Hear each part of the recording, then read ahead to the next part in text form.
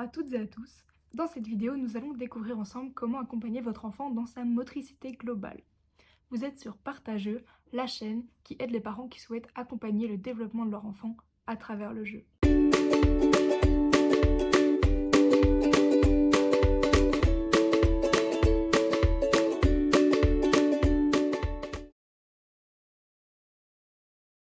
On distingue deux types de motricité, la motricité globale et la motricité fine. Nous allons plutôt nous pencher sur la motricité globale dans cette vidéo, mais la prochaine se concentrera plutôt sur la motricité fine. La motricité globale concerne l'ensemble des mouvements généraux d'une personne qui impliquent de grands groupes musculaires sans viser la précision. On retrouve par exemple la marche, la course, le fait de sauter, de ramper, d'attraper des gros objets ou l'équilibre statique. Le développement moteur a beaucoup été étudié et il en est ressorti certaines bornes développementales typiques où l'on rencontre de grandes chances de voir apparaître certains comportements. Bien sûr, il faut y mettre un peu de nuance. Certains enfants évoluent plus vite, d'autres plus lentement. Ce n'est donc pas grave, il ne faut pas paniquer si votre enfant ne suit pas parfaitement le chemin tracé. Si toutefois vous êtes inquiet ou inquiète, n'hésitez pas à consulter un professionnel qui saura vous éclairer. Entre sa naissance et ses 6 mois, le bébé a d'abord des réflexes involontaires pendant quelques mois, puis ses mouvements deviennent de plus en plus contrôlés. Il se tient sur le dos, puis sur le ventre, et finalement arrive à se retourner pour passer de l'un à l'autre. Il commence aussi à porter des objets à sa bouche. Entre 6 et 12 mois, il va essayer d'autres positions, donc certains se mettent à quatre pattes et rampent, mais surtout il va tendre vers une verticalité, donc d'abord il sera assis, puis à genoux, puis debout, et il acquiert ainsi un nouveau point de vue et donc une nouvelle ouverture au monde. Entre 12 et 18 mois, il fait normalement ses premiers pas et il explore son environnement davantage en grimpant différentes hauteurs. Il aime aussi déplacer, pousser et tirer des objets. Entre 18 mois et 3 ans, il court et sait ralentir ou s'arrêter sans tomber. Il sait aussi se baisser pour ramasser des objets, sauter sur place et frapper dans un ballon avec son pied ou le lancer. Il participe aussi à son habillage avec vous. De 3 à 4 ans, il arrive de plus en plus à tenir sur une jambe, à monter les escaliers avec un pied sur chaque marche et peut apprendre à faire du tricycle. De 5 à 6 ans, il sait sauter de différentes façons, donc à cloche-pied, pieds joints, etc. et sauter à la corde. Il peut pédaler de mieux en mieux sur un vélo.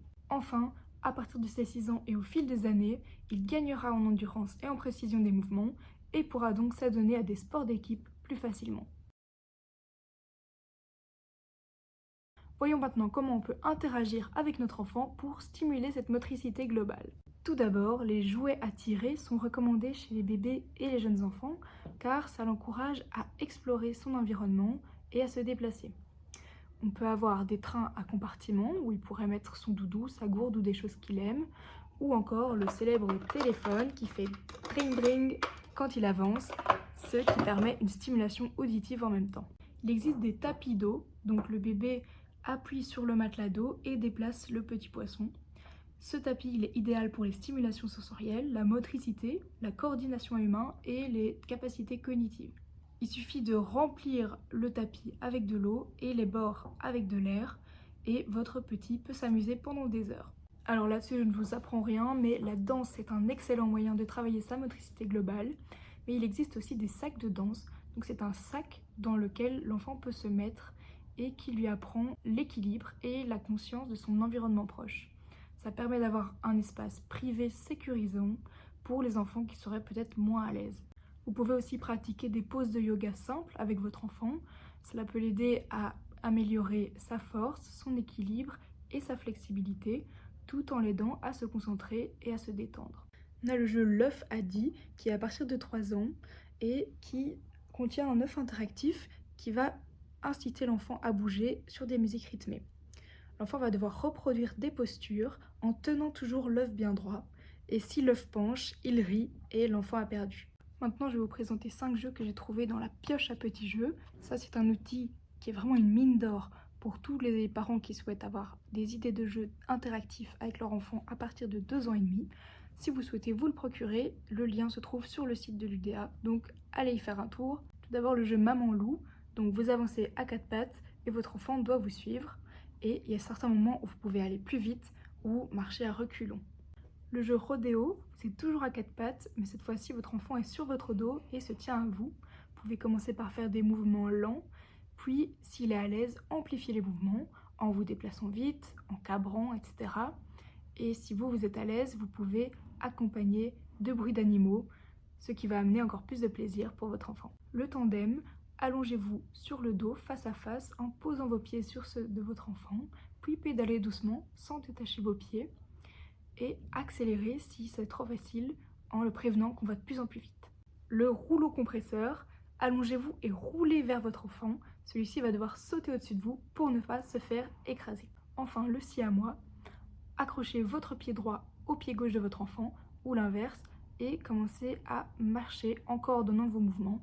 Vous pouvez même aménager un petit parcours si c'est trop simple. Les jeux de ballon, le football, lancer la balle, la rattraper, etc. permettent de travailler plein de parties du corps à la fois.